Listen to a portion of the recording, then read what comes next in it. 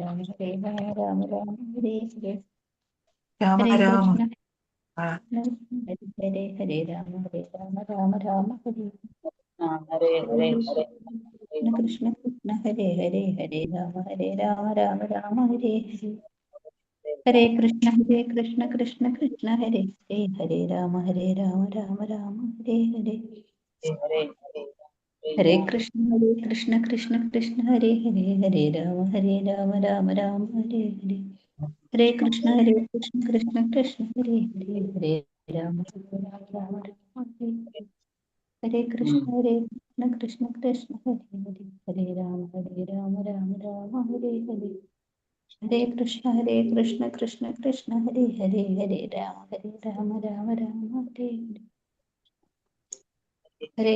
ഹരേ കൃഷ്ണ കൃഷ്ണ ഹരേ ഹരേ ഹരേ രാമ രാമ രാമ ഹരേ ഹരേ ഹരേ കൃഷ്ണ കൃഷ്ണ ഹരേ ഹരേ ഹരേ രാമ രാമ രാമ ഹരേ ഹരേ ഹരേ കൃഷ്ണ കൃഷ്ണ ഹരേ ഹരേ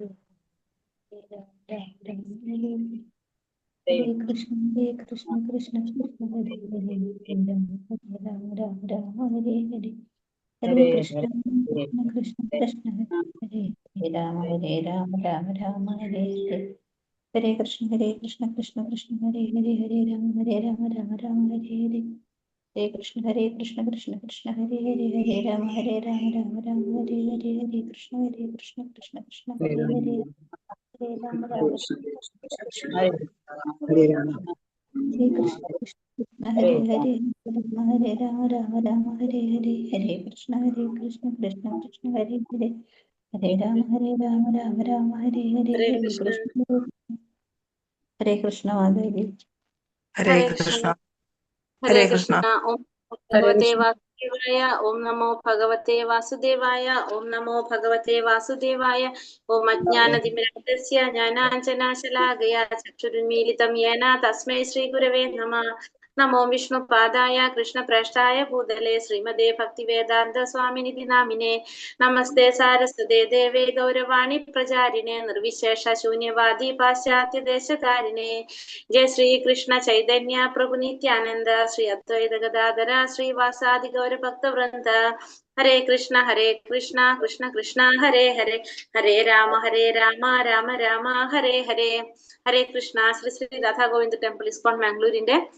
ഭഗവത്ഗീത ക്ലാസ്സിലേക്ക് എല്ലാവർക്കും സ്വാഗതം. ഹരേ കൃഷ്ണ, എല്ലാവർക്കും പ്രണാമം. ഇന്ന് നമ്മള് അധ്യായം 13 പ്രകൃതി പുരുഷൻ ക്ഷേത്രജ്ഞൻ 13ാമത്തെ അധ്യായം. ഏത് യോഗാണ് 13ാമത്തെ അധ്യായം? ജ്ഞാനയോഗം. ജ്ഞാനത്തിലേക്ക് കിടക്കാനുള്ള ജ്ഞാനയോഗത്തിന് നമുക്ക് എന്ത് വേണമെന്നാ പറയണേ? ജ്ഞാനയോഗം അറിയണമെങ്കിൽ ബുദ്ധി വേണമല്ലോ, കുറച്ച് ബുദ്ധി വേണം അല്ലേ? ജ്ഞാനയോഗം പഠിക്കണമെങ്കിൽ കുറച്ച് ബുദ്ധി വേണമെന്നാ പറഞ്ഞത്. നമ്മളങ്ങനെ പറഞ്ഞ കർമ്മയോഗം ചെയ്യുകയാണെങ്കിൽ, കർമ്മയോഗത്തിന്റെ പ്രോബ്ലം എന്ന് പറഞ്ഞാൽ കർമ്മയോഗം എന്തിനാ ആശ്രയിച്ചിരിക്കണേ? ആ കർമ്മം ചെയ്യുന്ന വ്യക്തികൾ അല്ലെങ്കിൽ കർമ്മത്തിന് ഉപയോഗിക്കുന്ന വസ്തുക്കൾക്കൊക്കെ പരിശുദ്ധത വേണം. ജ്ഞാനയോഗത്തിന് എന്ത് വേണം? അത് ചെയ്യാൻ വേണ്ടി കുറച്ച് ബുദ്ധി വേണം. ഭക്തിയോഗത്തിനാണെങ്കിൽ ഇതൊന്നും ബാധകമല്ല. ഭഗവാനോടായ ഒരു വിശ്വാസി മാത്രം ഉണ്ടായാൽ മനസ്സ് മാത്രം ഉണ്ടെങ്കിലും ഇത്. അപ്പൊ ഇതിന് നമ്മൾ എന്താ ആശ്രയിച്ചിരിക്കണം? നമ്മുടെ ബുദ്ധിയെ കൂടി ആശ്രയിച്ചാണ് ഇതിരിക്കുന്നത്, ബുദ്ധിയോഗം ഇരിക്കുന്നത് അല്ലെ? സോറി, ജ്ഞാനയോഗം ഇരിക്കുന്നെന്ന് പറഞ്ഞു. അപ്പൊ നമുക്ക് നോക്കാം എന്തായാലും. കാരണം ആ ബുദ്ധി ആരാ തരുന്നത്? ദദാമി ബുദ്ധിയോഗം അങ്ങനെയല്ലേ പറയുന്നത്. അത് ഭഗവാൻ തന്നെയാണ് ആ ബുദ്ധി തരുന്നത്. അപ്പൊ നമുക്ക് അധ്യായം 13 ജ്ഞാനയോഗ തുടങ്ങാണ്. 13ാമത്തെ അധ്യായം പ്രകൃതി പുരുഷൻ ക്ഷേത്രജ്ഞൻ. ഇന്നലെ നമ്മള് 12ാമത്തെ അധ്യായം ഭക്തിയോഗത്തെ കുറിച്ച് കണ്ടു. ഭക്തി എന്താണെന്ന് മനസ്സിലാക്കി, എങ്ങനെ ചെയ്യണമെന്ന് മനസ്സിലായി, ഒരു ഭക്തന് വേണ്ട ഗുണങ്ങൾ എന്തൊക്കെയാണെന്ന് കണ്ടു അല്ലെ? ഒരിക്കലും നശിക്കാത്തതാണ് ഭക്തിയുടെ സേവനം എന്നും കണ്ടു നമ്മള് അല്ലെ? അത്രയും കാര്യങ്ങൾ നമുക്ക്. ഹരേ കൃഷ്ണ ഹരേ കൃഷ്ണ ഹരേ കൃഷ്ണ ഹരേ കൃഷ്ണ. ഇന്നെന്താ എല്ലാവരും വീഡിയോ കോൾ ഇരിക്കുന്നേ? ഓഫ് ചെയ്തോ? ഇല്ലല്ലോ. മാതാജി ഉണ്ട്, ഉണ്ട്, മാതാജി ഉണ്ട്, ഗീതു മാതാജി ഉണ്ട്, സിമി മാതാജി ഉണ്ട്. ഇപ്പൊ ഷൈനി മാതാജി വന്നു, കോമളം, ഓരോരുത്തർ വന്നു തുടങ്ങി. 3 ആവട്ടെ വെയിറ്റ് മാതാജി സർട്ടിഫിക്കറ്റ് കിട്ടി കേട്ടോ ശ്രീലത. കിട്ടിയോ? എല്ലാവർക്കും മാതാജി കിട്ടിയോ? നമ്മളെ ബാച്ചിൽ ഇല്ല എല്ലാവർക്കും മാതാജി, കിട്ടിയോ? ഇല്ല എനിക്ക് മാതാജി കിട്ടിയിട്ടില്ല. എന്റെ പേര് തെറ്റാ, അത് കാരണം സ്പെല്ലിംഗ് തെറ്റാ. മാതാജിയുടെ സ്പെല്ലിംഗ് തെറ്റിയത് മിനി മാതാജി ആ പറഞ്ഞു. മിനി മാതാജി അല്ലേ? അതെ. എനിക്ക് കിട്ടിയിട്ടില്ല മാതാജി. ഞാൻ രശ്മി മാതാജിക്കാണ് എത്രയുടെ ബാച്ചിലുള്ള ആരെങ്കിലും ഇവിടെ ഉണ്ടെങ്കിൽ ആർക്കും കിട്ടിയിട്ടുണ്ടാവില്ല. രശ്മി മാതാജിക്കാണ് ഞാൻ അയച്ചു കൊടുക്കുന്നത്. എനിക്ക് കിട്ടിയിട്ടില്ല. അല്ല, ഞാൻ ചോദിക്കുന്ന വെച്ചാ ഈ 3 മണിയുടെ ബാച്ചിലുള്ള എല്ലാവർക്കും കിട്ടിയോ? ഇല്ല, 8:30യുടെ എനിക്ക് ബാച്ചിൽ കിട്ടിയിട്ടില്ല. ഉഷ നന്ദകുമാർ എനിക്ക് കിട്ടിയിട്ടില്ല. മാതാജി എനിക്കും കിട്ടിയിട്ടില്ല മാതാജി. കിട്ടാത്തവരാണ് കൂടുതലായി ഇപ്പൊ. ഹരേ അല്ല, കൃഷ്ണ മാതാജി, കിട്ടാത്തവരൊക്കെ എനിക്ക് മെസ്സേജ് ഇടുമെന്ന് പറഞ്ഞിട്ട് ഞാൻ രാവിലെ ഇട്ടിട്ടുണ്ടായിരുന്നു. വോയിസ് ഓണാക്കി. സംസാരിക്കണ്ട, ഒട്ടും വയ്യാതിരിക്കുക. മിനി മാതാജിനോടും മിണ്ടിക്കണ്ട, ഒട്ടും ഒച്ചന് ഭയങ്കര ഇതായിരിക്കുക. കുറച്ച് വൈകിട്ടെങ്കിലും ഇടും മാതാജി. അല്ല, സംസാരിക്കാൻ പോലും പറ്റുന്നില്ല മാതാജി. 8:30യുടെ ബാച്ചിലുള്ളവര് ഇവിടെ ക്ലാസ് അറ്റൻഡ് ചെയ്യണമെങ്കിൽ അവർക്ക് കിട്ടിയിട്ടുണ്ടാവില്ല. കാരണം ഒരു 200 ചില്ല സർട്ടിഫിക്കറ്റ് കൊടുക്കാനുണ്ട്. കൊടുക്കുന്നതനുസരിച്ച് അവരെ മൊബൈൽ ബ്ലോക്ക് ആയിക്കൊണ്ടിരിക്കുക. വാട്സപ്പിൽ കുറെ പേർക്ക് അയച്ചു കൊടുക്കുമ്പോൾ ബ്ലോക്ക് ആവും. പിന്നെ അത് കഴിഞ്ഞ് 24 മണിക്കൂർ കഴിയുമ്പോൾ അവർക്ക് ചെയ്യാൻ പറ്റുന്നത്. പിന്നെ ഇപ്പൊ സുജിത മാതാജിയുടെ വാട്സപ്പ് ബ്ലോക്കാ, ഇനി നാളേക്ക് കിട്ടുള്ളൂ.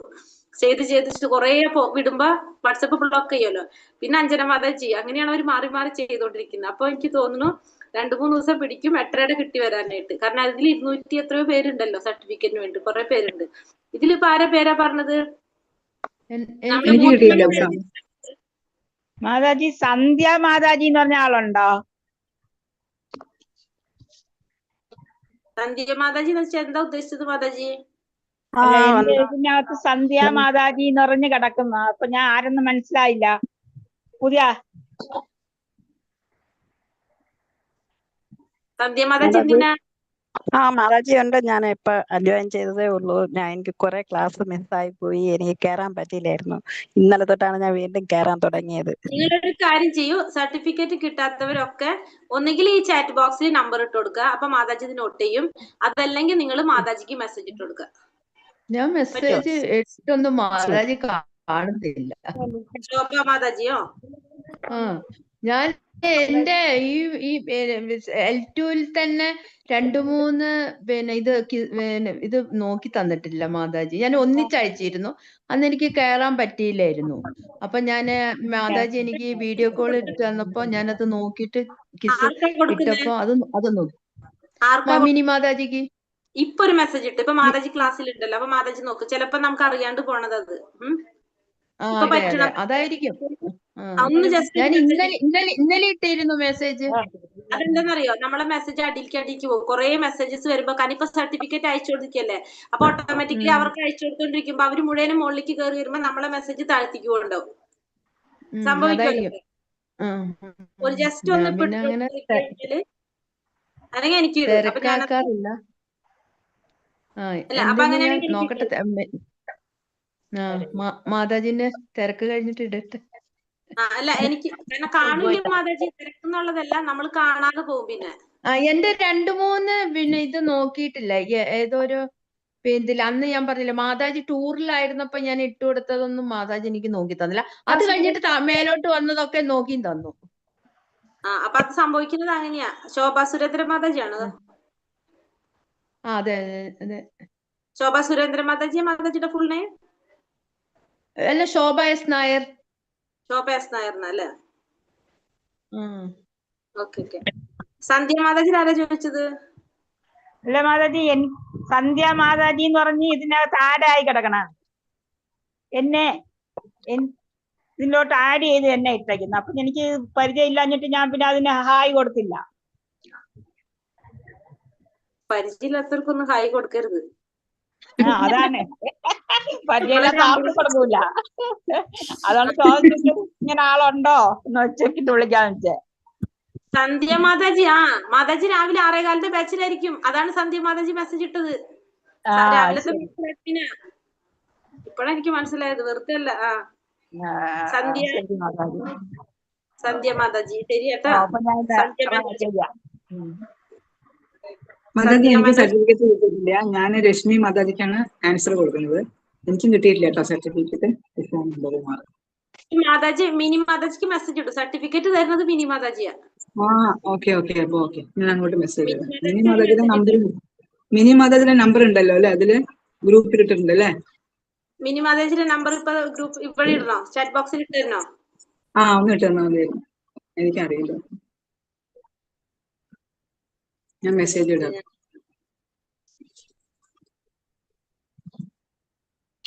സർട്ടിഫിക്കറ്റ് എല്ലാവരും വന്നിട്ടുണ്ട്. ഇനി അത് അങ്ങോട്ട് തരേണ്ട ഒരു കാര്യമുള്ളൂ. കാരണം വെച്ചിട്ടുണ്ടെങ്കിൽ ഇത് കുറേ ഉള്ള കാരണം കൊണ്ട് ഉള്ളൊരു പ്രശ്നം. ഒരു മിനിറ്റ്, മിനി മാതാജിന്റെ നമ്പർ തരാം.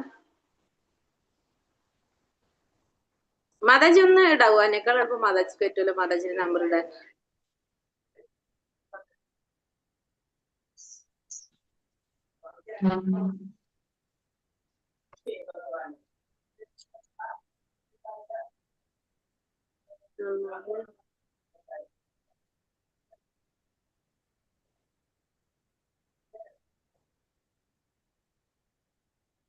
ഞാൻ ഇന്ന് ഗ്രൂപ്പിൽ ഇട്ടിട്ടുണ്ട് മാതാജി എന്റെ നമ്പര് പറഞ്ഞു. ഇതിലിട്ടിട്ടുണ്ട്. ഇപ്പൊ ഞാൻ ചാറ്റ് ബോക്സിൽ നമ്പർ ഇട്ടിട്ടുണ്ട്. ഇത് മാതാജിയുടെ നമ്പർ ഇട്ടിരിക്കുന്നത് കേട്ടോ. മിനി മാതാജിയുടെ നമ്പർ അതിൽ നോക്കാം, അല്ലെങ്കിൽ ഗ്രൂപ്പിൽ ഇട്ടിട്ടുണ്ടെങ്കിൽ അത് നോക്കാം. നിങ്ങൾ ഗ്രൂപ്പ് നോക്കാറില്ലേ? ആ വയ്യാത്ത മാതാജിനെ കൊണ്ട് മിണ്ടിപ്പിച്ചേ തീരുന്ന് വെച്ചിട്ടാ നമ്മൾ ഇരിക്കുന്നത് അല്ലെ? ഒച്ചയില്ലാത്ത മാതാജി നമ്പർ ഇട്ടിട്ടുണ്ട് ഗ്രൂപ്പില്. കിട്ടാത്തവര് മെസ്സേജ് ഇടാൻ പറഞ്ഞിട്ട് ഗ്രൂപ്പില് നമ്പർ ഇട്ടിട്ടുണ്ട് മാതാജി. അതെ, ഇന്നലെ 2 പ്രാവശ്യം ഇട്ടു. അപ്പൊ അത് കാണാത്തത് നമ്മളെ കുഴപ്പമില്ല കേട്ടോ. അതെ, ശ്രദ്ധിക്കും നമ്മള്. കാരണം നോക്കിക്കോളില്ല. കാരണം വെച്ചാൽ നിങ്ങൾക്ക് അറിയാൻ പറ്റും നമുക്ക് സർട്ടിഫിക്കറ്റ്, പക്ഷെ അയക്കുന്നവർക്ക് അറിയാൻ പറ്റില്ലല്ലോ ആരെയാണ് കൊടുത്തത്. എല്ലാവരുടെ പേരും പരിചയമുള്ള പോലെയല്ലേ തോന്നാ. അപ്പൊ ആർക്ക് കൊടുത്തു ആർക്ക് കൊടുത്തില്ല നമുക്ക് അറിയുണ്ടാവില്ല. അപ്പൊ അതുകൊണ്ട് പറഞ്ഞോളൂ. ഇനിയിപ്പോ ലെവൽ 2 വരും സർട്ടിഫിക്കറ്റിന്റെ സമയം. ഇനിയിപ്പോ അത് 10 മണി കഴിഞ്ഞ ലെവൽ 2 ആവും. സുജാത മാതാജിനെ കുറച്ചു നാൾ കാണുന്നുണ്ടായിരുന്നില്ല എന്ന് തോന്നുന്നു ക്ലാസ്സില്. ഇന്നലെ വന്നൂല്ലേ? പിന്നെ മാതാജി ഉണ്ടായിരുന്നില്ലേ? രാം രാം ഹരേ ഹരേ ഹരേ രാമ ഹരേ രാമ രാമ രാമ ഹരേ ഹരേ. ഹരേ കൃഷ്ണ മാതാജി മ്യൂട്ടാ.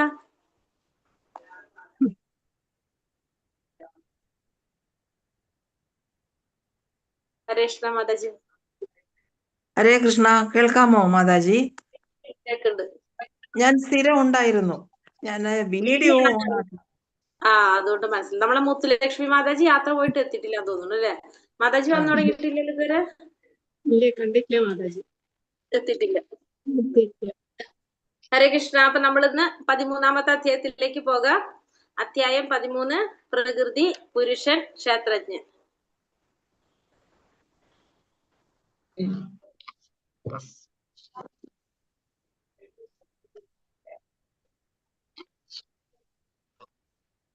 ശ്രീ രാധാ ഗോവിന്ദ് കി ജയ്, ശില പ്രഭുപാദ് കി ജയ്. അപ്പൊ നമുക്ക് ആദ്യത്തെ ലെവലിൽ നമ്മൾ പഠിച്ചിട്ടുണ്ട് അല്ലെ? അർജുനന്റെ 6 ചോദ്യങ്ങളോട് കൂടിയാണ് 13ാമത്തെ അധ്യായം തുടങ്ങുന്നത്.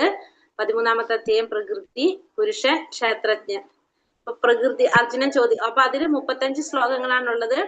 അർജുനന്റെ ചോദ്യങ്ങൾ: പ്രകൃതി എന്താണ്? പുരുഷൻ എന്താണ്? ക്ഷേത്രം എന്താണ്? ക്ഷേത്രജ്ഞൻ എന്താണ്? ജ്ഞാനം എന്ത്? ന്യായം എന്ത്? ന്യായം എന്ത്? അങ്ങനെ 1ാമത്തെ ശ്ലോകത്തിൽ ഇത്തരം ചോദ്യങ്ങളാണ് ചോദിക്കുന്നത്. 2 മുതൽ 7 വരെ 3, 4 എന്നീ അധ്യായങ്ങൾ കൃഷ്ണൻ ഉത്തരം നൽകുന്നതാണ്. എന്ത്? ക്ഷേത്രജ്ഞനെ കുറിച്ചും ക്ഷേത്രത്തെ കുറിച്ചും ഉത്തരം നൽകുന്നതാണ് 2 മുതൽ 7 വരെ. 8 മുതൽ 12 വരെ ഭഗവാൻ ഉത്തരം നൽകുന്നതാണ്. 5ാമത്തെ ചോദ്യത്തിന് ഭഗവാൻ ഉത്തരം നൽകുന്നതാണ്. 13 മുതൽ 13, 19 വരെ 6ാമത്തെ ചോദ്യത്തിന് ഭഗവാൻ ഉത്തരം നൽകുന്നു. 20 മുതൽ 26 വരെ 1, 2 ചോദ്യങ്ങൾക്ക് ഭഗവാൻ ഉത്തരം നൽകുന്നു. 27 മുതൽ 35 വരെ അറിവിന്റെ ദർശനം, ജ്ഞാന ചക്ഷുഷ കൊടുക്കുന്നതാണ്, അറിവ് പറയുന്നതാണ്. 27 മുതൽ 35 വരെ. അപ്പൊ നമുക്ക് 1ാമത്തെ ഭാഗവും നോക്കാം. അർജുനന്റെ ചോദ്യങ്ങൾ, 6 ചോദ്യങ്ങൾ. അർജുന ഉവാച പ്രകൃതിം പുരുഷം ചൈവ ക്ഷേത്രം ക്ഷേത്രജ്ഞമേവ ച ഏതത് വേത്തിതുമിച്ഛാമി ജ്ഞാനം ജ്ഞേയം ച കേശവ. ശ്രീ ഭഗവാനുവാച ഇദം ശരീരം കൗന്ദേയ ക്ഷേത്രമിത്യാഭിധീയതേ ഏതത്യോ വേത്തി തം പ്രാഹു ക്ഷേത്രജ്ഞ ഇതി തത്വിദഃ. അർജുനൻ പറഞ്ഞു, അല്ലയോ പ്രിയപ്പെട്ട കൃഷ്ണ, പ്രകൃതി, പുരുഷൻ, ക്ഷേത്രം, ക്ഷേത്രജ്ഞൻ ജ്ഞാനം, ജ്ഞാനത്തിന് വിഷയീഭവികരിക്കുന്നത്, ഇവയെ കുറിച്ചെല്ലാം അറിയാൻ എനിക്ക് ആഗ്രഹമുണ്ട്. പരമദിവ്യോത്തമ പുരുഷൻ പറഞ്ഞു, കുന്തിപുത്ര, ഈ ശരീരത്തെയാണ് എന്ത് പറയുന്നത്? ക്ഷേത്രം എന്ന് പറയുന്നത്. ഇതിനെ കുറിച്ച് അറിയുന്നവനാണ് ആര്? ക്ഷേത്രജ്ഞൻ. ഇപ്പൊ ഭഗവാൻ അർജുനൻ ചോദിച്ചു, പ്രകൃതി എന്താണ്, പുരുഷൻ എന്താണ്, ക്ഷേത്രം എന്താണ്, ക്ഷേത്രജ്ഞൻ എന്താണ്, ജ്ഞാനം, ജ്ഞാനത്തിന് വിഷയീഭവിക്കുന്നത് എന്ത്, ഇതിനെ കുറിച്ചെല്ലാം അറിയാൻ ആഗ്രഹമുണ്ടെന്ന് പറഞ്ഞു. ഭഗവാൻ പറയാണ്, ഈ ശരീരത്തെയാണ് ക്ഷേത്രം എന്ന് പറയുന്നത്. അതിനെ കുറിച്ച് അറിയുന്നവനാണ് ആര്? ക്ഷേത്രജ്ഞൻ എന്ന് ഭഗവാൻ പറഞ്ഞു അർജുനന്. ഇവിടെ പ്രകൃതി എന്ന് പറഞ്ഞാല് ഭൗതിക പ്രകൃതിയാണ്, പുരുഷൻ എന്ന് പറഞ്ഞ ആസ്വാദകനാണ്, ക്ഷേത്രം എന്ന് പറഞ്ഞ ശരീരം, ക്ഷേത്രജ്ഞൻ എന്ന് വെച്ചിട്ടുണ്ടെങ്കിൽ പരമാത്മാവ്, ജീവാത്മാവ്, ജ്ഞാനം എന്ന് പറഞ്ഞാല് ക്ഷേത്രവും ക്ഷേത്രത്തെയും മനസ്സിലാക്കുക, ക്ഷേത്രം, ക്ഷേത്രജ്ഞയും ക്ഷേത്രത്തെയും പ്രകൃതിയെ കുറിച്ച് മനസ്സിലാക്കുക, ന്യായം അറിയേണ്ടത് ഭഗവാനെ കുറിച്ച്. ലാസ്റ്റ് പറയത് ശ്ലോകം 2 മുതൽ 7 വരെ ചോദ്യങ്ങൾക്ക് ഉത്തരം നൽകുന്നത്. ക്ഷേത്രജ്ഞം ചാപി മാം വിദ്ധി സർവക്ഷേത്രേഷു ഭാരത. ക്ഷേത്രജ്ഞയോർജ്ഞാനം യത്തജ്ഞാനം മതം മമ. ഹേ ഭാരതവംശജ, സർവശരീരങ്ങളിലും കുടികൊള്ളുന്ന ഞാനും ക്ഷേത്രജ്ഞനാണെന്ന് നീ അറിയണം. ഈ ശരീരമാകുന്ന ക്ഷേത്രത്തെയും ക്ഷേത്രജ്ഞനെയും കുറിച്ചുള്ള അറിവാണ് ജ്ഞാനം. ഇതാണ് എന്റെ അഭിപ്രായം. അപ്പൊ എല്ലാവരിലും കുടികൊള്ളുന്ന ആ ജ്ഞാനം ആര് തന്നെയാണ്? ക്ഷേത്രജ്ഞൻ തന്നെയാണ്. കാരണം നമ്മുടെ എല്ലാവരുടെ ഉള്ളിലും ആരുണ്ട്? ഭഗവാനുണ്ട്. അപ്പൊ ജീവാത്മാവ് ക്ഷേത്രജ്ഞനാണ്. കാരണം എന്താണ്? നമ്മൾ പറഞ്ഞു, ആ ശരീരത്തെ കുറിച്ച് അറിയുന്നവനാണ് ക്ഷേത്രജ്ഞൻ. ആ ശരീരത്തിനുള്ളിൽ ആരുണ്ട്? ജീവാത്മാവുണ്ട്. ഇനി ഭഗവാൻ പറയാണ്, ഞാനും ക്ഷേത്രജ്ഞനാണ്. കാരണം എല്ലാവരുടെ ഉള്ളിലും ആരുണ്ട്? ഞാനുണ്ട്. കുടികൊള്ളുന്ന ഞാനും ക്ഷേത്രജ്ഞൻ തന്നെയാണ്. ഈ ശരീരമാകുന്ന ക്ഷേത്രത്തെയും ക്ഷേത്രജ്ഞനെയും കുറിച്ചുള്ള അറിവാണ് എന്ത്? ജ്ഞാനം എന്ന് പറയുന്നത്. ഈ ശരീരം എന്ന് പറയുന്നത് ഒരു ക്ഷേത്രമാണ്. ആ ക്ഷേത്രത്തെ കുറിച്ചും ക്ഷേത്രജ്ഞനെ കുറിച്ചുമുള്ള അറിവാണ് എന്ത്? ജ്ഞാനം എന്ന് പറയുന്നത്. ഇതാണ് എന്റെ അഭിപ്രായം എന്ന് ഭഗവാൻ പറയാണ് ഇവിടെ. ഒരു പൗരന് എന്താണ്? തന്റെ ഭൂമിയെ കുറിച്ച് മാത്രമേ അറിയാൻ സാധിക്കുള്ളൂ. പക്ഷെ ഒരു രാജാവിനാണെങ്കിലോ തന്റെ അരമനയെ കുറിച്ചും പിന്നെ ആ രാജ്യത്തിലെ പൗരന്മാരുടെ ഭൂമിയെ കുറിച്ചും എല്ലാം ആർക്കറിയാം? വസ്തുവകകളെ കുറിച്ചെല്ലാം രാജാവിന് അറിയാൻ സാധിക്കും. അതേപോലെ തന്നെ അതിലെല്ലാത്തിനും അവകാശം ആർക്കാണ്? ആദ്യത്തെ അവകാശം രാജാവിനാണ്. ഈ പറഞ്ഞ വസ്തുവകളുടെ ഒക്കെ ആദ്യ അവകാശം രാജാവിനാണ്. അതിന് രണ്ടാമത്തെ അവകാശമാണ് ആർക്ക് വരുന്നത്? ആ പൗരന് വരുന്നത്. അതേപോലെ തന്നെയാണ് എന്ത് പറയുന്നത്? ഈ ശരീരത്തിനെ കുറിച്ച് പറഞ്ഞത്. ഈ ശരീരത്തിന്റെ ജീവാത്മാവുണ്ട്, പരമാത്മാവുണ്ട്. ആ പരമാത്മാവിന് ആ ശരീരത്തെ കുറിച്ച് അറിയാൻ സാധിക്കും, എല്ലാവരുടെ ശരീരത്തെ കുറിച്ചും അറിയാൻ സാധിക്കും. അതിന്റെ ആദ്യത്തെ അവകാശം ആർക്കാണ്? പരമാത്മാവിനാണ്. ആ ശരീരത്തിന്റെ ആദ്യ അവകാശി പരമാത്മാവ്. രണ്ടാമത്തെ അവകാശമാണ് ആർക്ക് വരുന്നത്? ജീവാത്മാക്കൾക്ക് വരുന്നത്.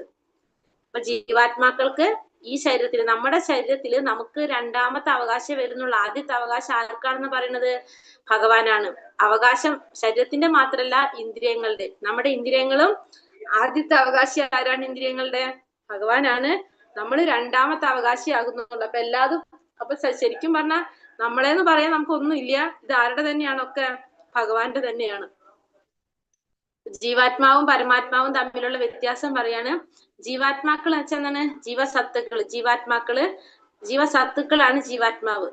കുറെ ജീവസത്തുക്കളാണ് ജീവാത്മാക്കള്. പരിപാലകനായിട്ടുള്ള ഭഗവാനാണ് ആര്? പരമാത്മാവ്. ജീവാത്മാവ് വളരെ ചെറുത്, അണുആത്മാവാണ്. അതിന്റെ വലിപ്പം എത്രയാണ്? നമുക്ക് ഓർമ്മയുണ്ടോ ജീവാത്മാവിന്റെ വലിപ്പം? 10,000 ഒരു മുടിനാരിന്റെ മുടിയുടെ തുമ്പിന്റെ 10,000-ത്തിലൊരംശം അല്ലെ? ജീവാത്മാവിന്റെ വലിപ്പം മുടിയുടെ തുമ്പിന്റെ 10,000-ത്തിലൊരംശമാണ് ജീവാത്മാവിന്റെ വലിപ്പം എന്ന് പറയുന്നത്. പരമാത്മാവ് എന്ന് പറയുന്നത് അനന്തമായിട്ടുള്ളതാണ്. അത് വിഭുവാത്മാവാണ് പരമാത്മാവ്.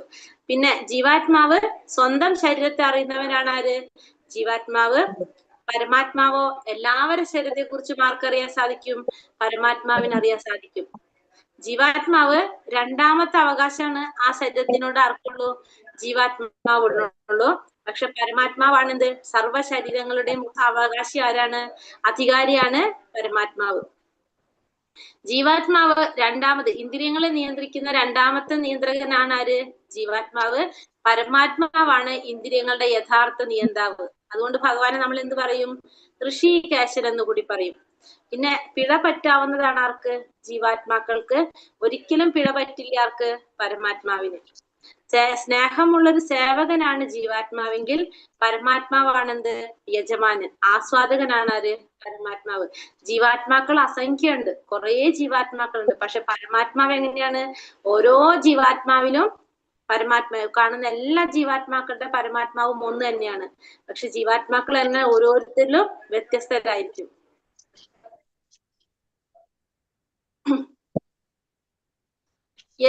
യക്ഷേത്രം യച്ച് യാദൃച്ഛ യദ്വികാരി യദശ്ചയത് സചായോ യത് പ്രഭാവശ്ച സമാസേന മേ ശൃണു.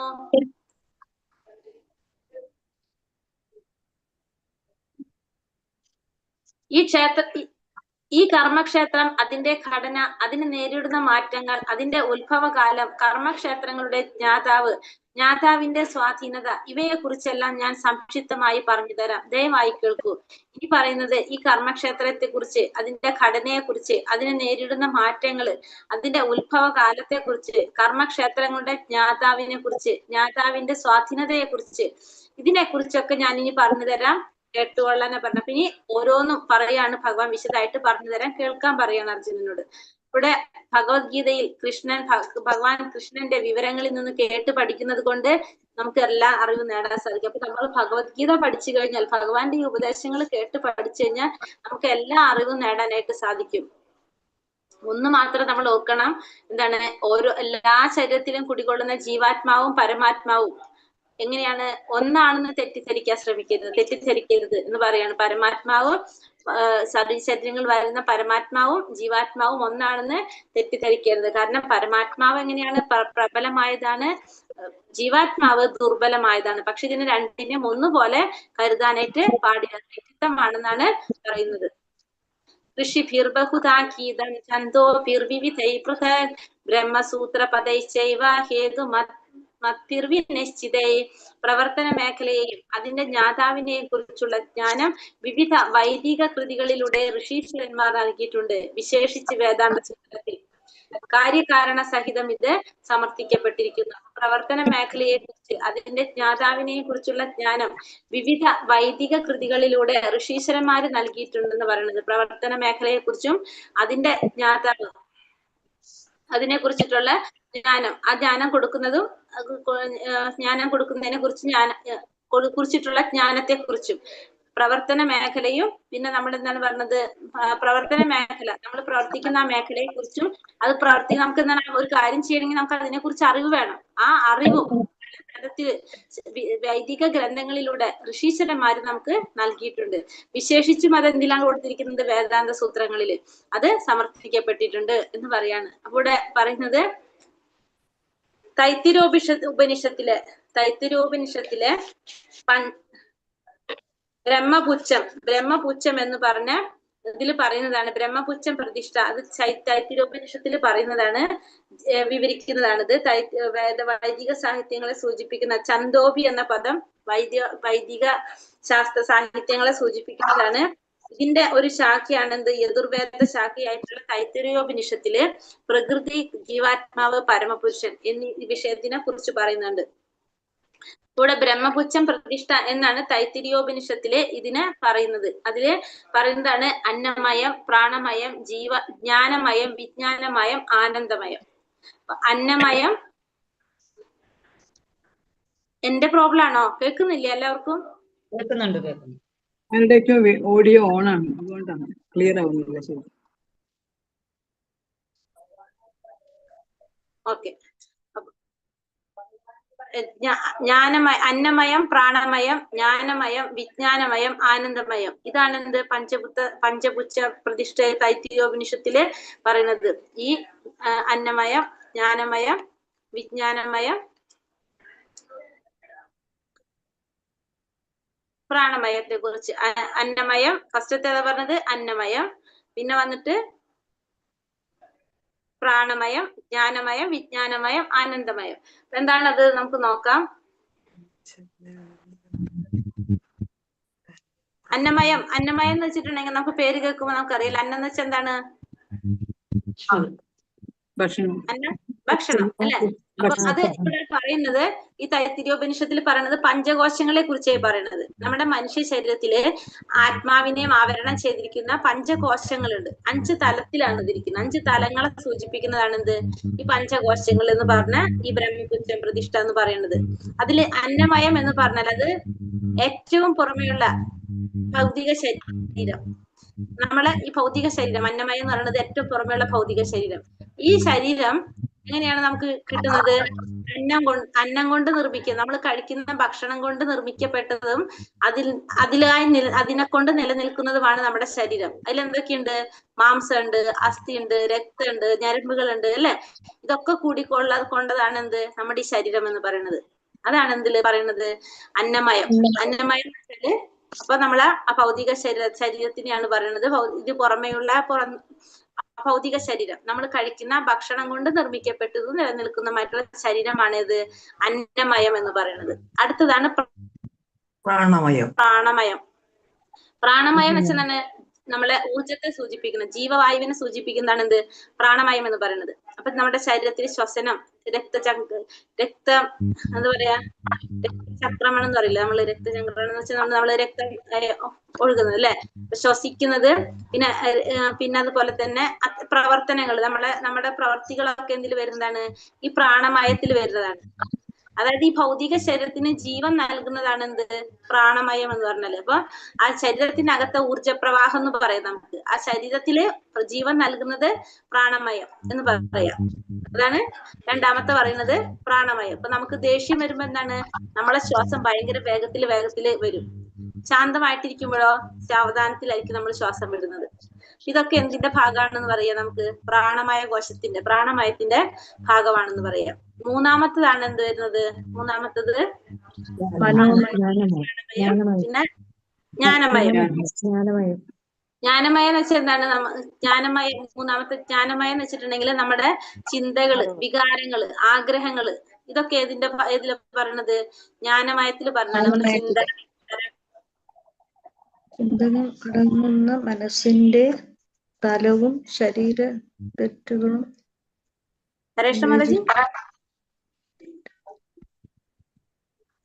എന്നോട് ഇതിൽ പറയണ്ടോ? ഇല്ല. മ്യൂട്ടിൽ വെച്ചോളൂ. അപ്പൊ എന്താ പറഞ്ഞത്? നമ്മൾ പറഞ്ഞ മൂന്നാമത്തെ പറഞ്ഞത് മനോമയം എന്നും കൂടി പറയും നമുക്ക് ഇതിനെ, ജ്ഞാനമയം. അത് നമ്മുടെ ചിന്തകളുടെ വികാരങ്ങളെ കുറിച്ച് ഉള്ളതാണ് എന്ത് ഈ മനോമയം അല്ലെങ്കിൽ ജ്ഞാനമയം എന്ന് പറയുന്നത്. അപ്പൊ നമുക്ക് നമ്മുടെ ചിന്തകള്, നമ്മൾ എന്തൊക്കെ ചിന്തകളുണ്ട് അതൊക്കെ അതിൽ വരും. ഇപ്പൊ നമുക്ക് വിശക്കുന്നു, എനിക്ക് അത് ഇഷ്ടമാണ്, എനിക്ക് സങ്കടം വരുന്നു, അതൊക്കെ നമ്മൾക്ക് തോന്നലുണ്ടാകുന്നത് എന്താണ്? ഈ പറഞ്ഞതാണ് നമ്മളെ ഈ കോശം. ഏതാണ്? ജ്ഞാനമയ കോശം. അതാണ് അതിൽ പറഞ്ഞത്. ഇനി നാലാമത്തതാണ് എന്ത്? വിജ്ഞാനമയം. വിജ്ഞാനമയം എന്ന് വെച്ചാൽ എന്താണ്? ശരിയും തെറ്റും തിരിച്ചറിയാനുള്ള കഴിവ്, നമ്മളെ നിശ്ചയദാർഢ്യം, ഇതൊക്കെ എന്തിൽ വരുന്നതാണ്? വിജ്ഞാനമയത്തിൽ വരുന്നത്. അതായത് ഒരു കാര്യം നമുക്ക് ചെയ്യണോ വേണ്ടയോ, ശരിയാണോ തെറ്റാണോ എന്നൊക്കെ തീരുമാനിക്കാനായിട്ട് നമുക്ക് സാധിക്കുന്നതാണ് എന്ത്? വിജ്ഞാനമയം. അതിലൂടെയാണ് നമുക്ക് അതൊക്കെ സാധിക്കുന്നത്. ലാസ്റ്റത്തെ ആണെന്ത്? ആനന്ദമയം. ആനന്ദമയം എന്ന് വെച്ചാൽ എന്താണ്? സന്തോഷമാണ് എന്ത്? ആനന്ദമയം എന്ന് പറയുന്നത്. നമ്മള് പൂർണ്ണമായിട്ടും സന്തോഷാവസ്ഥയിൽ ഇരിക്കുക, അതാണ് ആനന്ദമയം എന്ന് പറയുന്നത്. അതായത് ഏറ്റവും അനുഭവിക്കുന്ന ആത്മാവിനോട് ചേർന്ന് നിൽക്കുന്ന ഒരവസ്ഥ, അതാണ് ആനന്ദമയം എന്ന് പറയുന്നത്. ഈ 5 എന്താ പറയാ കവറിങ് എന്തിലുണ്ടെന്ന് പറയാം നമുക്ക്? ഈ ശരീരത്തിനെ, ആത്മാവിനെയും ശരീരത്തിലെ ഈ ആത്മാവിനെയും ആവരണം ചെയ്തിരിക്കുന്ന 5 തലങ്ങളാണ് നമ്മൾ ഈ സൂചിപ്പിച്ച ഈ പറഞ്ഞതെല്ലാതും. അന്നമയം, ഫസ്റ്റത്തേതാണ് അന്നമയം, ജ്ഞാനമയം, ആനന്ദമയം. അല്ലെ, ആനന്ദമയം എത്തിക്കഴിഞ്ഞാൽ എന്താണ്? നമുക്ക് ഭയങ്കര പരമാനന്ദാണെന്ന് പറയാം. ഇതിനാണ് ബ്രഹ്മപുച്ഛം എന്ന് പറയപ്പെടുന്നത്. ബ്രഹ്മപുച്ഛം എന്നറിയപ്പെടുന്നതാണ് ഇതിനെ ബ്രഹ്മപുച്ഛം എന്നാണ് അറിയപ്പെടുന്നത്. മഹാഭൂത്യാനഹങ്കാരോ ബുദ്ധിരവ്യക്തമേവ ച ഇന്ദ്രിയാണി ദശൈകം ച പഞ്ചചേന്ദ്രിയഘോരചഃ ഇശ്ചദ്വേഷ സുഖം ദുഃഖം സംഘാതാച്ഛേദനാകൃതി ഏതത് സമാസേന സാവികാരമുദാഹൃതം. 5 മഹാഭൂതങ്ങൾ, മിഥ്യാഹങ്കാരം, ബുദ്ധി, അവ്യക്തത, 10 ഇന്ദ്രിയങ്ങൾ, മനസ്സ്, ഇന്ദ്രിയ വിഷയങ്ങൾ 5, രാഗദ്വേഷങ്ങൾ, സുഖദുഃഖങ്ങൾ, സമദൃഷ്ടി, ജീവലക്ഷണങ്ങൾ, ദൃഢവിശ്വാസം എന്നിവയും ചുരുക്കത്തിൽ ക്ഷേത്രമായും അതിന്റെ പ്രതിപ്രവർത്തനങ്ങളായും വിവരിക്കപ്പെട്ടിട്ടുണ്ട്. ഇവിടെ എന്ത് പറഞ്ഞത്? പഞ്ചമഹാഭൂതങ്ങൾ 5 എണ്ണം, മിഥ്യാഹങ്കാരം, ബുദ്ധി, അവ്യക്തത, 10 ഇന്ദ്രിയങ്ങള്, മനസ്സ്, 5 ഇന്ദ്രിയ വിഷയങ്ങള്, രാഗദ്വേഷങ്ങൾ, സുഖദുഃഖങ്ങൾ, സമദൃഷ്ടി, ജീവലക്ഷണങ്ങള്, ദൃഢവിശ്വാസം എന്നിവയും ചുരുക്കത്തിൽ ക്ഷേത്രമായും അതിന്റെ പ്രതിപ്രവർത്തനങ്ങളായിട്ടും എന്താണ് വിവരിക്കപ്പെട്ടിട്ടുണ്ട് എന്നാണ് പറഞ്ഞത്. അപ്പൊ പഞ്ചമഹാഭൂതങ്ങൾ ഏതൊക്കെയാണ് നമ്മളോട് പറഞ്ഞത്? 24 ഘടകങ്ങൾ. ഈ 24 ഘടകങ്ങളുടെ സമൂഹത്തിനെയാണ് നമ്മൾ എന്ത് പറയുന്നത്? കർമ്മക്ഷേത്രം എന്ന് പറയുന്നത്. കർമ്മക്ഷേത്രം എന്ന് വെച്ചാൽ എന്ത് തന്നെയാണ്? നമ്മളെ ശരീരം, അതാണ് കർമ്മക്ഷേത്രം. അപ്പൊ ശരീരത്തിലെ 24 ഘടകങ്ങളാണ് എന്തൊക്കെ പറയുന്നത്? ഒന്ന് പഞ്ചമഹാഭൂതങ്ങൾ. പഞ്ചമഹാഭൂതങ്ങൾ ഏതൊക്കെയാണ്? ഭൂമി, ജലം, അഗ്നി, വായു, ആകാശം. പിന്നെ ജ്ഞാനേന്ദ്രിയങ്ങൾ ഏതൊക്കെയാണ്? കണ്ണ്, മൂക്ക്, നാക്ക്, ത്വക്ക്, ചെവി. പിന്നെ കർമ്മേന്ദ്രിയങ്ങൾ ഏതൊക്കെയാണ്? കർമ്മേന്ദ്രിയങ്ങള് ശബ്ദം, കൈകള്,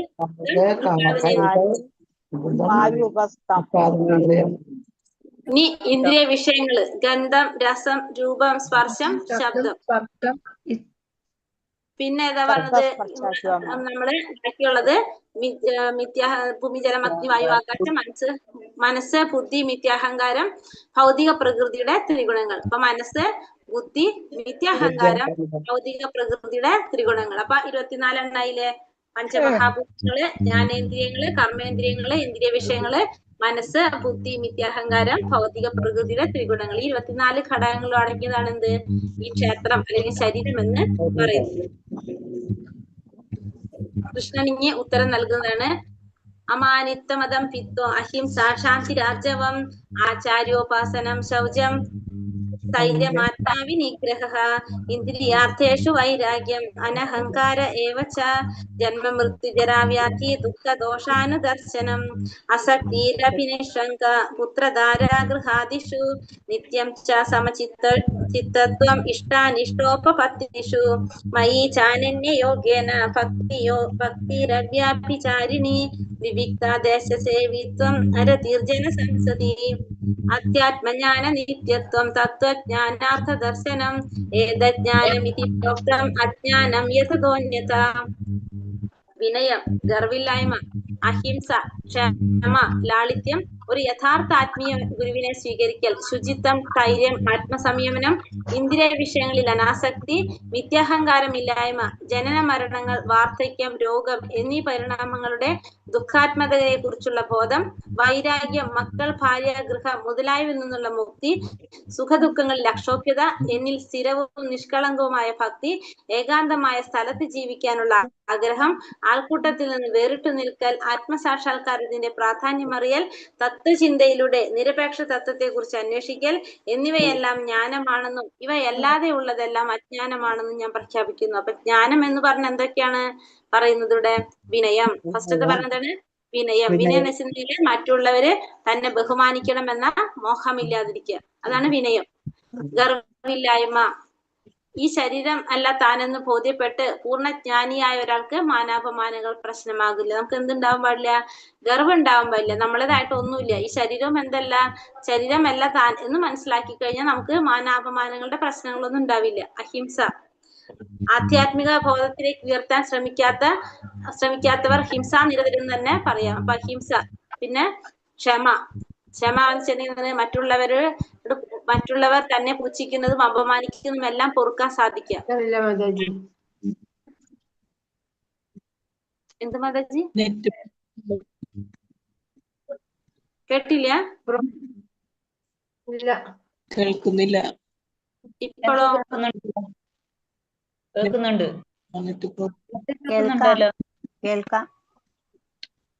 കേൾക്കാം മാതാജി. ഓക്കെ.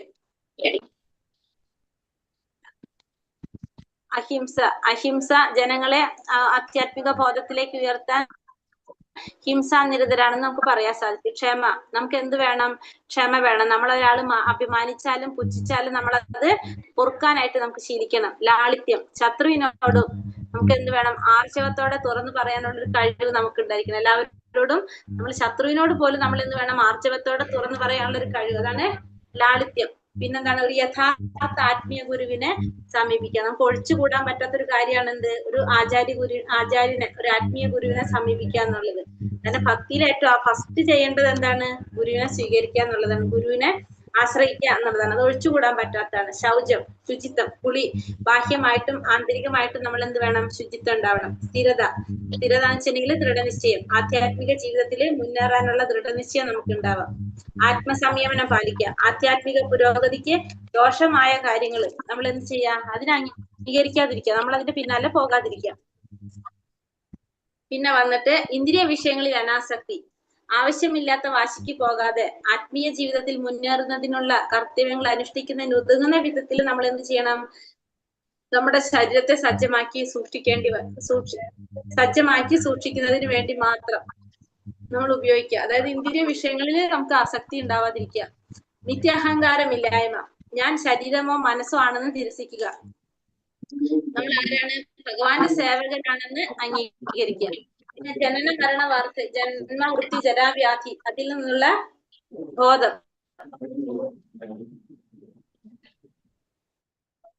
ജന്മ മൃത്യു ജരാവ്യാധി, ഇതിൽ നിന്നുള്ള ബോധം എന്ന് വെച്ചിട്ടുണ്ടെങ്കിൽ എന്താണ്? ശരിയായ ഉറവിടത്തിൽ നിന്ന് പതിവായിട്ട് നമുക്ക് കേൾക്കുക. ഭൗതിക ജീവിതത്തോട് വെറുപ്പ് തോന്നുക. അതായത് നമ്മൾ എന്ത് ചെയ്യണം? ശരിയായ ഉറവിടത്തിൽ നിന്നായിരിക്കണം നമ്മൾ ഇത് പതിവായിട്ട് നമ്മൾ കേൾക്കേണ്ടത്. അതാണ് എന്ത് പറയണത്? ജന്മ മൃത്യു ജരാവ്യാധി, ഇത് പറയുന്ന ദുഃഖാത്മകതയോടുള്ള ബോധം. വൈരാഗ്യം, കൃഷ്ണന് വേണ്ടി എല്ലാം ത്യജിക്കാൻ തയ്യാറാകുക. ഭഗവാന് വേണ്ടിയിട്ട് നമ്മളെല്ലാം ത്യജിക്കാൻ തയ്യാറാകുക. മക്കൾ, ഭാര്യ, ഗൃഹം മുതലായവയിൽ നിന്നുള്ള മുക്തി. അതായത് നമുക്ക് എന്താണ്? കൃഷ്ണാവബോധത്തോടെ ചെയ്യാൻ സാധിക്കുന്നില്ലെങ്കിൽ നമ്മൾ എന്ത് വേണം? കഴിയുമെങ്കിൽ അത് നമ്മൾ പരിശീലിക്കാം. ഇനി അഥവാ കൃഷ്ണാവബോധത്തിന് തടസ്സമാണ്, അനുകൂലമല്ലെങ്കിൽ നമ്മൾ എന്ത് വേണം?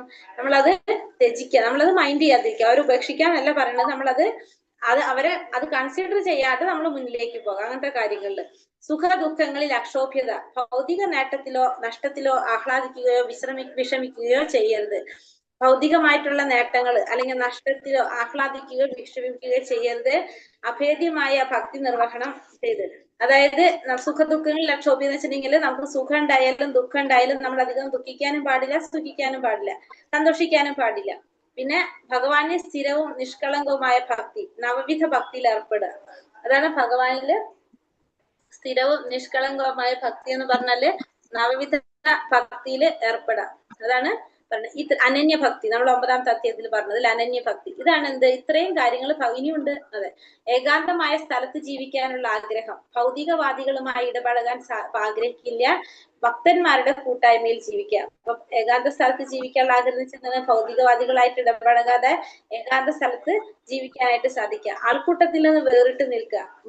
മുകളിത്ത് പറഞ്ഞ പോലെ തന്നെ നമുക്ക് ആ ഭൗതികമായ കൂട്ടുകാരോട് കൂട്ടില്ലാതെ നമുക്ക് വേറിട്ട് നിൽക്കുക, ഏകാന്തമായ സ്ഥലത്ത് താമസിക്കാം.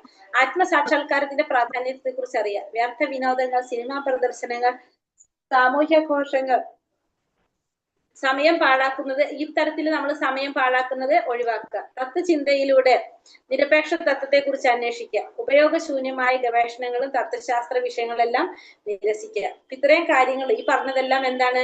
ജ്ഞാനമാണ്. ഇതല്ലാത്തതൊക്കെ എന്താണ്?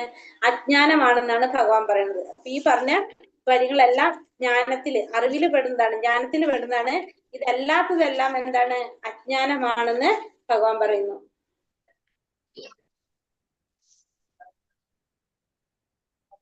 ഇനി അടുത്തതില് അർജുനന്റെ ചോദ്യങ്ങൾക്ക് ഭഗവാൻ ഉത്തരം നൽകുന്നത് തന്നെയാണ്. ജ്ഞേയം യത്ത് പ്രവിക്ഷാമി യജ്ഞാതോമൃതമശ്നുതേ അനാദിമത്പരം ബ്രഹ്മ നാസത്താൻ സദുച്യതേ എന്ന് പറഞ്ഞാൽ ഏതൊന്നിന്റെ അറിവ് സനാതനമായതിനെ ആസ്വദിക്കാൻ ഉതകുന്നുമോ, ഏതൊന്നിന്റെ അറിവാണോ സനാതനമായതിനെ ആസ്വദിക്കാനായിട്ട് ഉതകുന്നത്, ജ്ഞേയമായ അതിനെ പറ്റി ഞാൻ വിവരിച്ചു തരാം. അനാദിയും എന്നെ ആശ്രയിച്ചുള്ളതുമാണ് ബ്രഹ്മം. ഭൗതിക ലോകത്തിലെ കാര്യകാരണങ്ങൾക്ക് അതീതമാണത്. അപ്പൊ ഭൗതിക ലോകത്തിലെ കാര്യകാരണങ്ങൾക്ക് അതീതനായിട്ടുള്ള, ഭൗതിക ലോകത്തിലെ കാര്യകാര്യങ്ങൾക്ക് അതീതനായിട്ടുള്ള ആ ബ്രഹ്മം, അനാദിയും എന്നെ ആശ്രയിച്ചുള്ളതാണ് എന്ത് ബ്രഹ്മം എന്ന് പറയുന്നത്. അതിനെ കുറിച്ച് പറഞ്ഞു തരാം. ആസ്വദിക്കുന്നതിന് ഉതകുമോ ന്യായമായ അതിനെ പറ്റി ഞാൻ വിവരിച്ചത്. അതായത് സനാതനമായതിനെ ആസ്വദിക്കുന്നതിന് ഉതകുന്ന അല്ലെങ്കിൽ ന്യായമായതിനെ കുറിച്ച് ഞാൻ പറഞ്ഞു തരാം. അതെങ്ങനെയുള്ളതാണ്? എന്നെ ആശ്രയിച്ചിരിച്ചിട്ടുള്ളതാണ്, ഭൗതിക ലോകത്തിലെ കാര്യകാരണങ്ങൾക്കെല്ലാം അതീതമാണെന്ന് പറയുന്നു. സർവതാ പാണിപാദം സർവതോഷിശിരോമുഖം സർവതാ ശ്രുതിമല്ലോകേ സർവമാവൃത്യതിഷ്ഠതി. കൈകാലുകളും തലകളും മുഖങ്ങളും നേത്രങ്ങളും ചെവികളും എല്ലായിടത്തും വ്യാപിച്ചിട്ടുണ്ട്. പരമാത്മാവ് സർവവ്യാപിയായി സ്ഥിതി ചെയ്യുന്നു. ഉടനെ പറഞ്ഞത് കൈയും കാലും മുഖങ്ങളും തലകളും നേത്രങ്ങളും എല്ലാം ചെവികളും എല്ലാം എന്താണ്? എല്ലായിടത്തും വ്യാപിച്ചു കിടക്കാണ്. പരമാത്മാവ് സർവവ്യാപിയായിട്ട് സ്ഥിതി ചെയ്യുന്നു. അങ്ങനെ എല്ലാതും ഭഗവാൻ കൈകളും തലകളും മുഖങ്ങളും നേത്രങ്ങളും ചെവികളും ഒക്കെ എല്ലാവിടെയായിട്ട് വ്യാപിച്ചു കിടക്കാണ്. പരമാത്മാവാണെങ്കിലോ സർവ്വവ്യാപിയായിട്ട് സ്ഥിതി ചെയ്യുകയും ചെയ്യുന്നു. പ്രപഞ്ചം മുഴുവൻ നിറഞ്ഞു നിൽക്കുന്നതാണ് ആര്? പരമാത്മാവ്. എണ്ണമറ്റ രശ്മികൾ പ്രസരിപ്പിച്ചു കൊണ്ടിരിക്കുന്ന സൂര്യനെ പോലെയാണ് പരമാത്മാവ്. അപ്പൊ എണ്ണമറ്റ രശ്മികൾ പ്രസരിപ്പിച്ചു കൊണ്ടിരിക്കുന്ന സൂര്യനെ പോലെയാണ് എന്ത്? പരമാത്മാവ് എന്ന് പറയുന്നത്. അത് പരമദിവ്യോത്തമ പുരുഷൻ സർവവ്യാപ്തമായ രൂപത്തിൽ അദ്ദേഹം നിലകൊള്ളുന്നു. അപ്പൊ അങ്ങനെ പറഞ്ഞത് സൂര്യനെ പോലെയാണ് പരമാത്മാവ് അല്ലെങ്കിൽ പരമദിവ്യോത്തമ പുരുഷൻ എന്ന് പറയുന്നത്. എങ്ങനെ? എണ്ണമറ്റ രശ്മികള് പ്രസരിപ്പിച്ചു കൊണ്ടിരിക്കുന്ന സൂര്യനെ പോലെയാണ് പരമാത്മാവ് അല്ലെങ്കിൽ പരമദിവ്യോത്തമ പുരുഷൻ. അദ്ദേഹം എങ്ങനെയാണ്? സർവവ്യാപിയാണ്. ആ സർവവ്യാപിയായിട്ടുള്ള അദ്ദേഹത്തിന്റെ ആ രൂപത്തില് സ്ഥിതി ചെയ്യുന്നതായിട്ടാണ് ഇവിടെ പറയുന്നത്. സർവേന്ദ്രിയ ഗുണാഭാസം സർവേന്ദ്രിയ വിവർജിതം അസക്തം സർവകാമൃച്ഛൈവ നിർഗുണം ഗുണഭോക്തിച്ചാം. സർവ ഇന്ദ്രിയങ്ങളുടെയും ഉൽപ്പത്തി സ്ഥാനമാണ് പരമാത്മാവ്. എന്നിരുന്നാലും അവിടത്തേക്ക് ഇന്ദ്രിയങ്ങളില്ല. അപ്പൊ ഭഗവാൻ എങ്ങനെയാണ്? എല്ലാ ഇന്ദ്രിയങ്ങളുടെയും ഉൽപ്പത്തി സ്ഥാനം ഭഗവാനാണ്.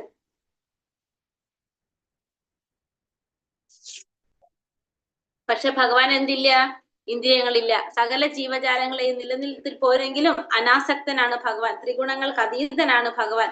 അതേ സമയം തന്നെ ഭൗതിക പ്രകൃതിയുടെ ത്രിഗുണങ്ങളുടെ യജമാനനുമാണ് അദ്ദേഹം. ഇപ്പോൾ പറയുന്നത് സർവ്വ ഇന്ദ്രിയങ്ങളുടെയും ഉൽപ്പത്തി സ്ഥാനം ആരാണ്? ഭഗവാനാണ്. ഭഗവാന് ഇന്ദ്രിയങ്ങളില്ല. സകല ജീവാത്മാക്കളെയും നിലനിർത്തി പോരുന്നെങ്കിലും എങ്ങനെയുള്ളവനാണ് ഭഗവാൻ? അനാസക്തനാണ് ഭഗവാൻ. ത്രിഗുണങ്ങൾക്ക് അതീതനാണ് ഭഗവാൻ. അതേ സമയം തന്നെ ഭൗതിക പ്രകൃതിയാണെന്ത്? ഈ ത്രിഗുണങ്ങളുടെ യജമാനൻ എന്ന് പറയുന്നത്. പ്രകൃതിയുടെ നിയമങ്ങൾ അനുസരിച്ചാണ് ആര് പ്രവർത്തിക്കുന്നത്? ജീവാത്മാവ് പ്രവർത്തിക്കുന്നത്. പ്രകൃതി ആര് പറയുന്ന അനുസരിച്ചാണ് പ്രവർത്തിക്കുന്നത്? പരമാത്മാവ് പറയുന്ന അനുസരിച്ചാണ് പ്രവർത്തിക്കുന്നത്. അപ്പൊ പ്രകൃതിയുടെ നിയമങ്ങൾ അനുസരിച്ച് ജീവാത്മാവ് പ്രവർത്തിക്കുന്നു. പ്രകൃതി പ്രവർത്തിക്കുന്നത് പരമാത്മാവിന്റെ ഇച്ഛയ്ക്ക് അനുസരിച്ചാണ്. പരമാത്മാവിന്റെ നിയന്ത്രണത്തിലാണ് പ്രകൃതി ഇരിക്കുന്നത്. പിന്നെന്താ പറയുന്നത്? സകല ജീവജാലങ്ങളെയും നിലനിർത്തി പോരുന്നെങ്കിലും അനാസക്തനാണ്, ത്രിഗുണങ്ങൾക്ക് അതീതനാണ്. അതേ സമയം തന്നെ ഭൗതിക പ്രകൃതി ഗുണങ്ങളുടെ യജമാനനുമാണ് ആര്? ഭഗവാൻ. പരമാത്മാവിന്റെ ഇന്ദ്രിയങ്ങൾ അഭൗതികങ്ങളാകിയാൽ അവയെ നിർഗുണം എന്ന് വിളിക്കുന്നു. അപ്പൊ നമുക്കറിയാം ഭഗവാന്റെ ഇന്ദ്രിയങ്ങൾ എങ്ങനെയാണ്? അപൂർണമാണ്. ഭഗവാന്റെ ഇന്ദ്രിയങ്ങൾ എങ്ങനെയാണ്? അഭൗതികമാണ്. അഭൗതികമായത് കൊണ്ട് തന്നെ അതിന് നമുക്ക് എന്ത് പറയാം? നിർഗുണം എന്ന് പറയാനായിട്ട് സാധിക്കും. നിർഗുണം എന്ന് വെച്ചാൽ എന്താ അർത്ഥം? നിർഗുണം എന്ന് വെച്ചിട്ടുണ്ടെങ്കില് ഗുണങ്ങൾക്ക് അതീതമായിട്ടുള്ളത്. അപ്പൊ ഭഗവാൻ എങ്ങനെയാണ്? ആ ഗുണങ്ങൾക്കെല്ലാം അതീതനാണ്. അതുകൊണ്ട് ഭഗവാനെ നിർഗുണൻ എന്ന് പറയാം. മാത്രമല്ല അർജുനനും എങ്ങനെയാണ്? ഗുണാതീതനാണ്. ഗുണങ്ങൾക്ക് അതീതനായിട്ടുള്ള വ്യക്തിയാണ് അർജുനൻ. പിന്നെ അദ്ദേഹത്തിന്റെ ഇന്ദ്രിയങ്ങൾക്ക് ഭൗതികതയുടെ ആവരണങ്ങളില്ല. അത് നമ്മളുടേത് പോലെ. ഭഗവാന്റെ ഇന്ദ്രിയങ്ങൾ എങ്ങനെയല്ല? നമ്മുടേത് പോലത്തെ ഇന്ദ്രിയങ്ങളല്ല ഭഗവാന്റെ. ഭഗവാന്റെ എല്ലാ ഇന്ദ്രിയങ്ങൾക്കും എല്ലാം പ്രവൃത്തി ചെയ്യാൻ സാധിക്കും. നമുക്ക് എങ്ങനെയാണ്? കണ്ണുകൊണ്ട് കാണാൻ സാധിക്കുന്നു, വായ കൊണ്ട് ഭക്ഷണം കഴിക്കാനും അല്ലെ? പക്ഷെ ഭഗവാൻ അങ്ങനെയല്ല. കണ്ണുകൊണ്ട് ഭക്ഷണം കഴിക്കാൻ സാധിക്കും, കൈ കൊണ്ട് നടക്കാൻ സാധിക്കും. ഇതൊക്കെ ആർക്ക് സാധിക്കും? ഭഗവാന് സാധിക്കും. പക്ഷെ നമുക്കിതൊന്നും സാധിക്കില്ല. നമ്മളത് നമ്മുടേത് പോലെയല്ല ഭഗവാന്റെ ഇന്ദ്രിയങ്ങൾ എന്നുള്ളത് നമ്മൾ മനസ്സിലാക്കണം. ബഹിരന്തശ്ച ഭൂതാനാം ആചരം ചരമേവ ച സൂക്ഷ്മത്വവിജ്ഞേയം ദുരസ്ഥം ചാന്തികേ ച തത്. പരമതത്വം ചരങ്ങളും അചരങ്ങളുമായ എല്ലാ ജീവജാലങ്ങളിലും പുറത്തും പിടികൊള്ളുന്നു. അതിസൂക്ഷ്മ ഭാവം മൂലം ഭൗതിക ഇന്ദ്രിയങ്ങൾക്ക് അദ്ദേഹത്തെ കാണാനോ അറിയാനോ കഴിയില്ല. അതിദൂരസ്ഥനെങ്കിലും സമീപസ്ഥനുമായിരിക്കും അദ്ദേഹം. അപ്പൊ സർവ്വചരാചരങ്ങളും എത്ര ലക്ഷങ്ങളുണ്ട്? 84 ലക്ഷം ജീവാത്മാക്കളിൽ അതിൽ 4 ലക്ഷം മനുഷ്യർ കഴിഞ്ഞ 50 ലക്ഷം. എല്ലാ ചരാചരങ്ങളും എല്ലാ ജീവികളുടെ ഉള്ളിലും പുറത്തും കുടികൊള്ളുന്നത്. അപ്പൊ എല്ലാ ചരാചരങ്ങളിൽ എല്ലാത്തിലും ആരുണ്ട്? ഭഗവാൻ ഇരിക്കുന്നുണ്ട്. അത് എല്ലാ ജീവികളുടെ ഉള്ളിലും പുറത്തും കുടികൊള്ളുന്നതാണ് ആര്? ആ പരമാത്മാവ്, ആ പരമതത്വം എന്ന് പറയുന്ന ആ പരമ സാക്ഷാത്കാരനായിട്ടുള്ള പരമ ദിവ്യോത്തമ പുരുഷൻ സർവ്വചരാചരങ്ങളുടെയും അകത്തും പുറത്തും കുടികൊള്ളുന്നതാണ്. സൂക്ഷ്മഭാവം മൂലം ഭൗതികേന്ദ്രിയങ്ങൾക്ക് അതിനെ കാണാനായിട്ട് സാധിക്കില്ല. പക്ഷെ ഭൗതിക പ്രകൃതിയിൽ നിറഞ്ഞു നിൽക്കുന്നതാണ് എന്ത്? ഭഗവാൻ. നമ്മൾ പറഞ്ഞില്ല ഭഗവാൻ സർവ്വവ്യാപിയാണെന്ന്. ഭഗവാൻ ഈ പ്രപഞ്ചം മുഴുവൻ നിറഞ്ഞു നിൽക്കുകയാണ്. പക്ഷെ ഭഗവാനെ നമുക്കത് സാധിക്കില്ല. ഭഗവാന്റെ നമ്മുടെ ഇന്ദ്രിയങ്ങൾ പരിപൂർണമല്ലാത്തത് കൊണ്ട് ഭഗവാനെ നമുക്ക് കാണാനായിട്ട് സാധിക്കില്ല. അപ്പൊ അതിദൂരസ്ഥനെങ്കിലും ഭഗവാൻ എവിടെ തന്നെയാണ്? സമീപസ്ഥനുമാണ്. പക്ഷെ നമുക്കത് മനസ്സിലാക്കാനായിട്ട് സാധിക്കുന്നില്ല.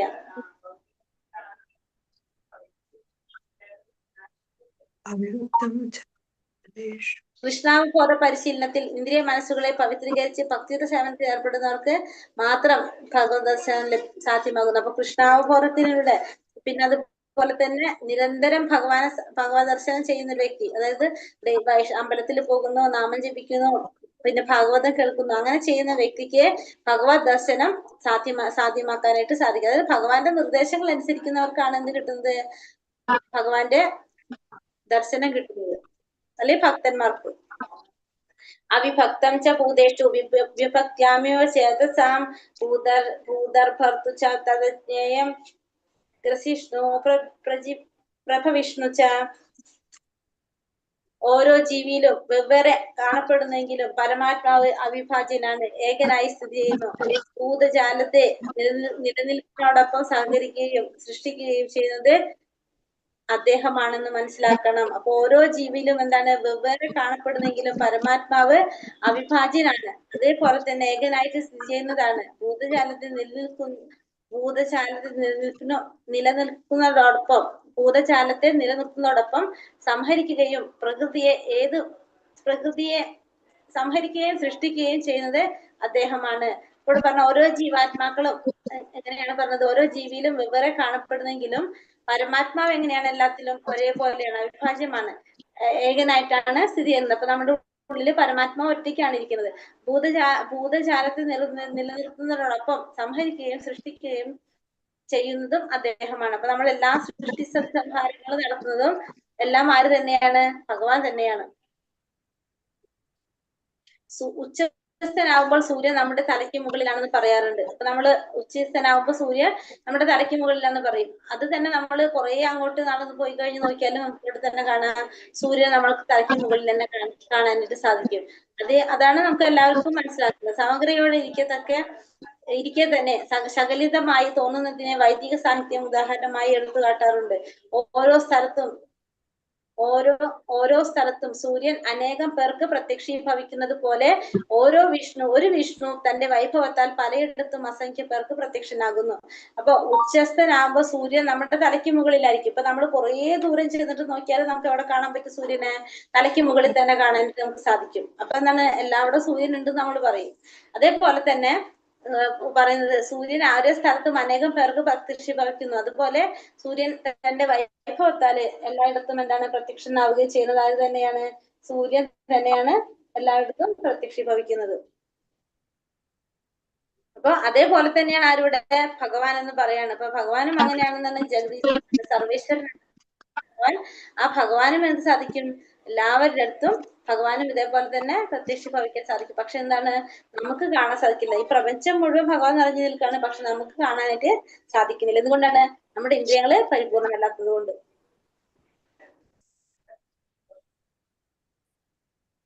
ജ്യോതിഷാമപി തജ്ജ്യോതി പരമുച്യത്തെ ജ്ഞാനം ജ്ഞേയം ജ്ഞാനഗമ്യം ഹൃദി സർവസ്യ വഷ്ടിതം. അദ്ദേഹമാണ് സർവ്വ ജ്യോതിസുകളുടെ സ്രോതസ്. പരമനിഷ്ഠമായ തപസ്സിനെ അതിക്രമിച്ചു നിൽക്കുന്നതും അവ്യക്തമായിട്ടുള്ളതും അവിടുന്ന് തന്നെ. അറിവും അറിയേണ്ടതും അറിവിന്റെ ലക്ഷ്യവും സർവ്വ ഹൃദയങ്ങളുടെയും സർവ്വ ഹൃദയങ്ങളിലും കുടികൊള്ളുന്നതും ആ പരമപുരുഷനാണ്. അപ്പൊ അദ്ദേഹമാണ് എന്ത്? സർവ്വ ജ്യോതിസുകളുടെ സ്രോതസ്. അപ്പൊ എല്ലാ ജ്യോതിസുകളുടെ സ്രോതസ് ആര് തന്നെയാണ്? ഭഗവാൻ തന്നെയാണ്. പിന്നെ അത് മാത്രമല്ല, പദാർത്ഥനിഷ്ഠമായ തമസിനെ അതിക്രമിച്ച് നിൽക്കുന്നതും അവ്യക്തമായിട്ടുള്ളതും അവിടെ തന്നെ. ആ തമസിനെ അതിക്രമിച്ച് നിൽക്കുന്നതും ഭഗവാനാണ്, അവ്യക്തമായിട്ടുള്ളതും എന്താണ്? ഭഗവാൻ തന്നെയാണ്. അറിവും അറിയേണ്ടതും അറിവിന്റെ ലക്ഷ്യവും ഭഗവാൻ തന്നെയാണ്. അപ്പൊ എന്താണ് അറിയേണ്ടത്? അറിവ് എന്താണ്? അറിവിന്റെ ലക്ഷ്യം എന്താണ്? ഇതെല്ലാം ആര് തന്നെയാണ്? സർവ്വഹൃദയങ്ങളിൽ കുടികൊള്ളുന്നതും ആര് തന്നെയാണ്? എല്ലാം പരമപുരുഷൻ തന്നെയാണ്. അറിയേണ്ടത് ഭഗവാനെ കുറിച്ച്, അറിവ് നൽകുന്നത് ഭഗവാനെ കുറിച്ച്, അറിവിന്റെ ലക്ഷ്യം ഭഗവാൻ തന്നെ. മാത്രമല്ല, എല്ലാവരുടെ ശരീരത്തിലും കുടികൊള്ളുന്ന പരമാത്മാവായിട്ടിരിക്കുന്നതും ആര് തന്നെയാണ്? അതും ആ പരമപുരുഷനായിട്ടുള്ള ഭഗവാൻ തന്നെയാണ്. പരമപുരുഷൻ ഭഗവാൻ, പരമാത്മാവ് ആരാണ്? പ്രഭുവാണ്. സർവ്വജീവികളുടെയും യജമാനനാണ് ഭഗവാൻ. എല്ലാ ജീവാത്മാക്കളുടെ യജമാനനുമാണ് ഭഗവാൻ. പരമാത്മാവായിട്ട് എല്ലാവരിൽ ഇരിക്കുന്നതും ഭഗവാനാണ്. തന്മൂലം അവയുടെ എല്ലാം ആത്യന്തികമായ ശത്രുവായിരിക്കും ആര്? ഭഗവാൻ. അങ്ങനെ പരമാത്മാവും ജീവാത്മാവും എക്കാലത്തും വ്യത്യസ്തങ്ങളായ സത്യം അനിഷേധ്യമായി തീരുന്നു. അങ്ങനെ പരമാത്മാവും ജീവാത്മാവും എക്കാലത്തും വ്യത്യസ്തങ്ങളാണെന്ന സത്യം അനിഷേധ്യമായി തീരുന്നു. അപ്പൊ ജീവാത്മാവും പരമാത്മാവും എപ്പോഴും എന്തല്ല? വ്യത്യസ്തമായിട്ടുള്ളതല്ല. കാരണം നമുക്കറിയാം, ഭഗവാനാണെന്ത്? സർവ്വജീവികളുടെയും യജമാനൻ ആരാണ്? ഭഗവാനാണ്. ജീവാത്മാവ് എന്ന് പറയുന്നതാണ് ആ പരമാത്മാവിന്റെ ഉള്ളിലിരിക്കുന്നതാണ് ആര്? ജീവാത്മാവ്. അതുകൊണ്ട് തന്നെ അവയുടെ ആത്യന്തിക ആശ്രയം ആര് തന്നെയായിരിക്കും? ഭഗവാൻ തന്നെ ആയിരിക്കും. അങ്ങനെ പരമാത്മാവും ജീവാത്മാവും എനിക്കും എല്ലാ കാലത്തും വ്യത്യസ്തങ്ങളാണ് സത്യം അനിഷേധ്യമായിത്തീരുന്നത്. അപ്പൊ എല്ലാ സമയത്തും പരമാത്മാവിനും ജീവാത്മാവിനും ഒക്കെ നമ്മള് വ്യത്യസ്തങ്ങളാണെന്ന് പറഞ്ഞത് എന്താണ്? അത് അനിഷേധ്യമാണ്, നിഷേധിക്കേണ്ട ഒരു കാര്യമാണ്. അതിനൊരിക്കലും നമുക്ക് ഒന്നാണെന്ന് പറയാൻ സാധിക്കില്ല. ആത്മാവ് വേറെയാണ്, പരമാത്മാവ് വേറെയാണ്. ഇത് രണ്ടും വ്യത്യസ്തം തന്നെയാണെന്ന് നമ്മൾ മനസ്സിലാക്കണം. ഇതി ക്ഷേത്രം തഥാ ജ്ഞാനം ജ്ഞേയം ചോക്തം സമാസതഃ മത്ഭക്ത ഏതദിജ്ഞായ മത്ഭാവായോപപദ്യതേ. കർമ്മക്ഷേത്രം അതായത് ശരീരം, ജ്ഞാനം എന്ന് വെച്ചാല് ശരീരത്തെ കുറിച്ചും ജീവാത്മാവിനെ പരമാത്മാവിനെ കുറിച്ചുള്ള അറിവ്, ന്യായം എന്നിവയെ കുറിച്ച് അറിയേണ്ടത് ആരെയാണ്? അവര്. എന്നിവയെ കുറിച്ച് എന്നിവയെ പറ്റി ഞാൻ സംക്ഷിപ്തമായി വിവരിച്ചു കഴിഞ്ഞു. എന്റെ ഭക്തന്മാർക്ക് ഈ വിഷയത്തിൽ മാത്രം മനസ്സിലാക്കിയെന്ന് എന്നെ പ്രാപിക്കാൻ സാധിക്കും. അപ്പൊ ഈ കാര്യങ്ങള് ജ്ഞാനത്തെ കുറിച്ചും ന്യായത്തെ കുറിച്ചും പിന്നെ അതുപോലെ തന്നെ ജ്ഞാന വിഷയം അതിനെ കുറിച്ച് വിശദമായിട്ട് ഞാൻ എന്താണ് പറഞ്ഞത്, ഞാൻ വിവരിച്ചു. എന്നിവയെ പറ്റി ഞാൻ സംക്ഷിപ്തമായിട്ട് വിവരിച്ചു. ഇനി എന്റെ ഭക്തന്മാർക്ക് മാത്രം ഈ വിഷയങ്ങൾ മനസ്സിലാക്കി എന്നെ പ്രാപിക്കാൻ സാധിക്കും. അപ്പൊ ഭക്തന്മാർക്ക് എന്ത് സാധിക്കും? ഭഗവാനെ മനസ്സിലാക്കി ഭഗവാനെ പ്രാപിക്കാൻ സാധിക്കും. എങ്ങനെയുള്ളവർക്കാണ്? ഭക്തന്മാർക്ക് മാത്രം. ഭഗവാനോട് പറഞ്ഞിരിക്കുന്നതാണ് ഭക്തന്മാർക്ക് മാത്രം അതിന് സാധിക്കുമെന്ന്. ശരീരം, ജ്ഞാനം, ന്യായം ഇവയെ പറ്റി ഭഗവാൻ ചുരുക്കി പ്രതിപാദിക്കുന്നു. 3 വിഷയങ്ങളുടെ സങ്കലനമാണ് ഈ ജ്ഞാനം. അതറിയുന്നവൻ, അറിയേണ്ടവൻ, അറിവിന്റെ പ്രക്രിയ, ഈ 3 ഘടകങ്ങളുടെ സങ്കലനം. ഇവ മുഴുവൻ ചേരുമ്പോൾ വിജ്ഞാനം അഥവാ ജ്ഞാനശാസ്ത്രമാകുന്നു. പരിപൂർണമായ ജ്ഞാനം ഗുഹ്യമാകുന്നത് വിശുദ്ധ ഭക്തന്മാർക്ക് വേണ്ടിയാണ്. അപ്പൊ ജ്ഞാനം, ന്യായം, ശരീരം ഇതിനെപ്പറ്റി ഭഗവാൻ ചുരുക്കി പ്രതിപാദിക്കുന്നതാണല്ലോ. ഈ 3 വിഷയങ്ങളുടെ സങ്കലനത്തിനെയാണ് എന്ത് പറയുന്നത്? ജ്ഞാനം എന്ന് പറയുന്നത്. ജ്ഞാനം വെച്ചാല് അറിയുന്നവൻ, അറിയേണ്ടത്, അറിവിന്റെ പ്രക്രിയ. അപ്പൊ ജ്ഞാനം എന്ന് പറഞ്ഞാൽ എന്താണ്? അറിയുന്നവൻ ഉണ്ടായിരിക്കണം, അറിയേണ്ടവൻ ഉണ്ടായിരിക്കണം, അവരുടെ പ്രക്രിയ വേറെ ഉണ്ടായിരിക്കണം. ഈ 3 ഘടകങ്ങളും ചേരുമ്പോൾ അഥവാ ശാസ്ത്രജ്ഞന്മാരാകുന്നു. ഈ 3 ചേരുമ്പോഴാണ് എന്താവുന്നത്? അതിന്റെ വിജ്ഞാനം വരുന്നത്. അത് അല്ലെങ്കിൽ ചേരുമ്പോഴാണ് അത് വിജ്ഞാനം അല്ലെങ്കിൽ ജ്ഞാനശാസ്ത്രമാകുന്നത്. 3 ചേരുമ്പോഴാണ് പരിപൂർണമായ ജ്ഞാനം ഗ്രഹ്യമാകുന്നത് വിശുദ്ധ ഭക്തന്മാർക്ക് മാത്രമാണ്. ആ പരിപൂർണമായിട്ടുള്ള ജ്ഞാനം സാധിക്കുന്ന എപ്പോഴാണ്? നമ്മളൊരു വിശുദ്ധ ഭക്തനാകുമ്പോഴാണ് ശരിയായ ജ്ഞാനം നമുക്ക് നേടാനായിട്ട് സാധിക്കുന്നത്. ഹരേ കൃഷ്ണ കൃഷ്ണ കൃഷ്ണ ഹരേ ഹരേ, ഹരേ രാമ രാമ രാമ ഹരേ ഹരേ. വാഞ്ചാകൽപതരൂപേശ്ച കൃപാ സിന്ധോഭ്യവച പതിതാനാം പാവനേഭ്യോ വൈഷ്ണവേഭ്യോ നമോ നമഃ. अनंत कोटि वैष्णव वृंद की जय, श्रील प्रभुपाद की जय, गुरुदेव की जय, निताय गौर प्रेमानंदे, हरि हरि बोल। हरे कृष्णा। हरे कृष्ण।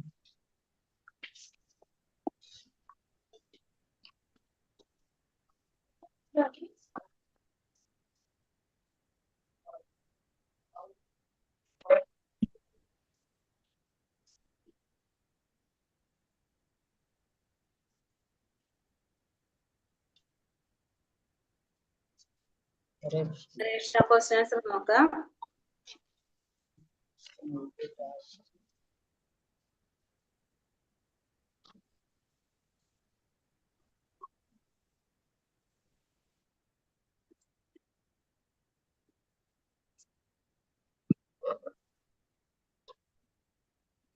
അർജുനന്റെ ചോദ്യങ്ങളും അതിനുള്ള ഉത്തരങ്ങളും. അർജുനന്റെ ചോദ്യങ്ങൾ എന്തൊക്കെയായിരുന്നു? ചോദ്യം ക്ഷേത്രം എന്താണ്? ജ്ഞാനം എന്താണ്? ന്യായം എന്താണ്? ജ്ഞാനത്തിന് വിഷയീഭവിക്കുന്നത് എന്താണ്? പ്രകൃതി എന്താണ്? അല്ലെ, പുരുഷൻ എന്താണ്? ഇതൊക്കെയാണ് ആര് ചോദിക്കുന്നത്? അർജുൻ ലാസ്റ്റ് വരും ഒന്നുകൂടി ടേബിൾ വരെ, അപ്പൊ അതിൽ നമുക്ക് പറയാം ഉത്തരങ്ങള്. അപ്പൊ പറയാം നമുക്കത്. ജീവാത്മാവും പരമാത്മാവും തമ്മിലുള്ള വ്യത്യാസം എന്താണ്? സ്വന്തം ശരീരത്തെ അറിയുന്നവൻ ജീവാത്മാവ്, ശരീരത്തെ അറിയുന്നു പരമാത്മാവ് മാത്രമേ അറിയുള്ളൂ. പരമാത്മാവ് സർവ്വശരീരങ്ങളെയും അറിയും. പരമാത്മാവിന് പരിമിതികളില്ല. ശരീരത്തിൽ അവകാശി പരമാത്മാവാണ്. സ്വന്തം ശരീരത്തെ സേവകനും പരമാത്മാവ് യജമാനനുമാണ്. അതായത് ജീവാത്മാവാണ് ആത്മാവാണ്, പരമാത്മാവ് വിഭവാത്മാവാണ്. ജീവാത്മാവിന് താനിരിക്കുന്ന ശരീരത്തെ കുറിച്ച് മാത്രം അറിയാൻ സാധിക്കും, പരമാത്മാവിന് എല്ലാവരുടെ ശരീരത്തെ കുറിച്ച് അറിയാൻ സാധിക്കും. പിന്നെ ജീവാത്മാവ് തെറ്റ് പറ്റുന്നു, പരമാത്മാവിന് തെറ്റ് പറ്റുന്നില്ല. പിന്നെന്താ പറഞ്ഞത്? ജീവാത്മാവ് കൃഷ്ണന്റെ സമഗ്രത, ജീവാത്മാവ് സത്തുക്കൾ ചേർന്നു. സ്വന്തം രണ്ടാമത്തെ അവകാശം മാത്രം. രണ്ടാമത്തെ അവകാശി സ്വന്തം ശരീരത്തിൽ പരിമിതി സേവിക്കുന്ന രണ്ടാമത്തെ ശരീരത്തിന്റെ പ്രധാന അവകാശി ആരാണ്? ഭഗവാനാണ്. രണ്ടാമത്തെ അവകാശിയാണ് ആര്? നമ്മള്. പിന്നെ ഇന്ദ്രിയങ്ങളുടെയും അങ്ങനെ തന്നെയാണ്. അതേപോലെ തന്നെ ഭഗവാനാണ് നിയന്താവ്. രണ്ടാമത്തെ ആണ് ആര്?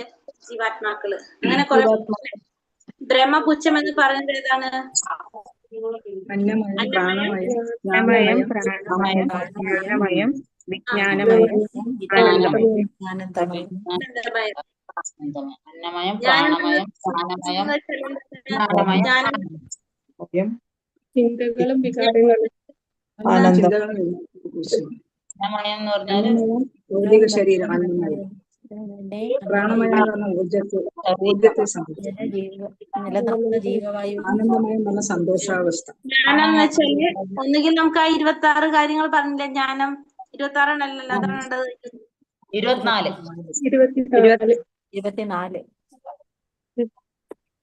ഘടകം.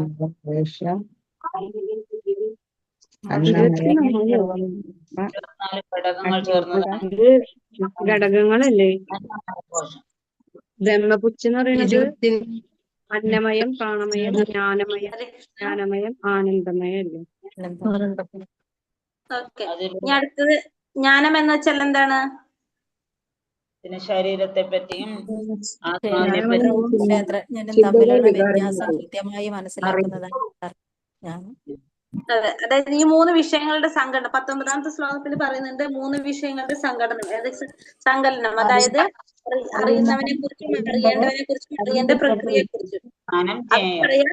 പിന്നെ അല്ലെങ്കിൽ വേറെ ഏത് പറയാം? ആ കുറെ പോയിന്റ്സ് പറഞ്ഞില്ലേ, ഇതൊക്കെ ജ്ഞാനത്തിൽ പ്രഖ്യാപിക്കുന്നു എന്ന് പറഞ്ഞിട്ട് അതും കേട്ടോ.